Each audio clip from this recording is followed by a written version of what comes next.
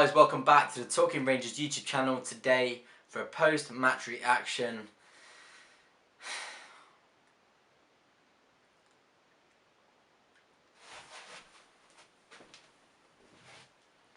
A few moments later.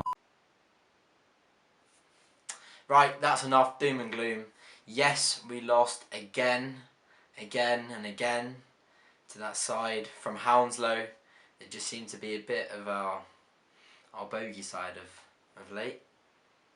Yeah, I'm not too proud of it, but before we get into my match reaction, we are getting ever closer to hitting the 1,000 subscriber milestone. Make sure you get down there, hit subscribe, hit the bell notification icon to be notified when I upload. And yeah, let's get into this video. So, what did I make of our recent defeat? Now, there's a few overriding topics for conversation. Firstly, when will we ever be able to defend a set piece? I've had enough. It's getting ridiculous.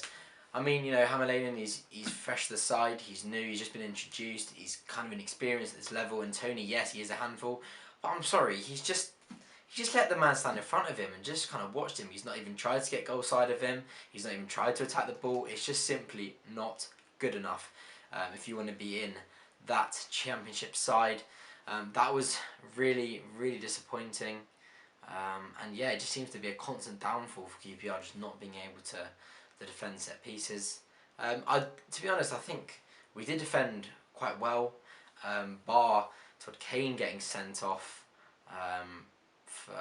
Yeah, it just was a second yellow, but anyway, we move. Dickey was fantastic. Yeah, you know, Masterson, don't get me wrong, I've got no problem with Masterson being in the starting lineup, but there's levels to the game, and Dickey is just a much better player. He's so good on the ball. I'm just a big Dickey fan. You can see kind of the resurgence that has in the side when he is ever present, and come back obviously from the 2-game spell following a recent ankle injury. But I think we played well, and you know what, I'm going to go out and say straight away one man that I think played really well today, that he has been getting some credit the last couple of games, but I haven't really been convinced, but tonight I thought he was phenomenal, was that Tom Carroll. I thought he was brilliant tonight. Absolutely brilliant, got around the pitch so well. He just made things happen, and he just always looked forward for a pass. And yeah, I think Ball and Carroll was much better than having Cameron in there, so I definitely welcome that. And yeah, I think in the first half we actually played really well. I think it was really disappointing to give away the goal we did. To be honest, that I don't really take interest in their side. And you know, that player that took the shot, that's the first shot on target he's had since he started playing for Brentford. So yeah, it was a great strike. Dieng had no chance, and to be honest, you kind of let him shoot from there. He's obviously not one of the affluent players that oozes attacking ability and goal scoring prowess. But yeah, fortunate enough for them, he hit the back of the net, and it was, you know, it kind of struck us hard. I think we were playing pretty well at that point, but we responded pretty quickly, and I think, you know, we looked really fluid going forward. I think fluid is kind of the word that epitomises that. A lot of times you have a lot of disconnected attacking play in the final third, where we'll build up fairly nicely and slowly, getting outside of the opponent's box, and we'll kind of make the wrong decision. We'll try to cross it at the wrong point. We'll go wide when we should be trying to, you know, take a shot or what have you. But I really think that that Chair, Dykes, and I know Willock wasn't really flourishing in the side tonight, but he had a few good couple of touches, retained position quite well with Chair and Dykes, and Samuel as well was worked really well. That front four with Dykes at the top and just Chair in the 10 just works so much better than Chair either on the left or Carroll on the left. Carroll was much better in that midfield too, behind the front four, or three you could say, but a fantastic goal we equalised with, and I think that was fully deserved in the first half. Samuel just blast past his man and puts in a fantastic ball for Lyndon Dykes to hit home, and they say he only scores penalties. Well, he didn't tonight. Yeah, and I think, to be honest, it was very even, very end-to-end game, and it was for the taking of anyone, and sadly there's a shocker. QPR didn't take advantage, and it was another, like I've touched upon, a disappointing way to lose the game to a set piece. Bitterly disappointing.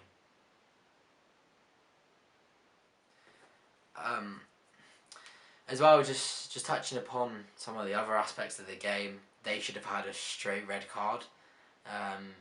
If you're someone that takes away a goal scoring opportunity, aka you're the last man, you take out a player, you should be sent off and removed from the pitch. Again, shock. Brentford got the rub of the green, and don't get me wrong, it was a free kick, it was not a penalty, but they should have been down to 10 men, and that would have, of course, changed the game. And as well, look, I think Elias played well tonight, but when are we going to get someone that can put a decent ball from a set piece into a good area and just let somebody attack it? Oh my god. We've got Dykes in there. He literally is a man mountain. He wins a ridiculous amount of aerial duels. He's so dominant in the air, as we've seen from Scotland. We're not even letting him get a chance to get on anything. No wonder he doesn't score many from open play. It's not good enough. I think, I think Tom Cowell should be just stuck in corners and set pieces, because we're not utilising some of the key assets in our side, and that is just not good enough. And yeah, to be honest, I think in this game as well, Warburton made substitutions too late. He brought on George Thomas as the first substitution, which I understand. He's an attacking player and he can make things happen, but he's got no match sharpness. He's been out for a long time now. Adoma's looked pretty sharp off the bench. I'd have brought him on when he brought Thomas on or earlier, and Adoma brought something to the game, but again he brought him on in with about 10 minutes to go. What good is that? Fair play to him, he did go for it at the end. I mean, he took off Ball, he took off Hammerlainen and just left 3 at the back, but that's too late. Clubs are utilised. Brentford made 2 double changes before we made a sub, I think. Utilise the fresh legs, utilise some freshness with all these games. Why, we've got all these games coming up thick and fast. We've had the last 2 games in quick succession, and he just kept all those players on the pitch when you could, bring on a couple of fresh legs, bring on Adoma, bring on Thomas, even, bring on a bit earlier, give Kelman a go, bring on Bon. He brought them on a bit too late for my liking when, Brentford started killing out the game. But to be honest, not too much doom and gloom. Brentford are a strong side, and I do feel as though we played very well tonight. First half, I think we were the better side. Yes, could be biased, but we put up a good fight in that one, and it's not one to be disappointed about because we weren't really outplayed. Bar are abysmal. If you even class it as defending from set pieces, then yeah, that's what's cost us tonight. We looked. Do you know what was kind of different about us tonight is that we actually looked like we could score going forward, which we haven't looked like we could done in recent fixtures. But it's not all doom and gloom. I think Dicky being back in the side, we're seeing Dykes get his confidence back. He's scoring a couple of goals. I think we're going to see some more from him. Samuel's really coming into some form. And I think we're starting to see the attacking players sort of link up and get some real chemistry in front of goal, which I think we have been lacking. I think it's going to start to turn. Okay, this may come and bite me back in the arse, but yeah, I think things are going to start to come good. Bit of patience, we will get there. I think now we've got the backbone of the side of Dieng, who just looks so assured, and Dicky is a fantastic centre half. I feel anyway. You guys may disagree, but I think he makes such an impact when he's back in the side. I don't even think Kane played that bad tonight. Do you know what was good about Kane is that sometimes fullbacks, they piss about sometimes when they get in wide areas and they try and beat a man when they don't have the ability to. Every time he got the ball in a wide area, he'd look up for Dykes and he'd try and put it on his head. And his crossing wasn't actually too bad, so I don't mind that. Instead of just trying to get the ball away or turning backwards, why not? Put it in the box, we know what Dykes can do. So, yeah. Hopefully we'll be back reviewing a victory, because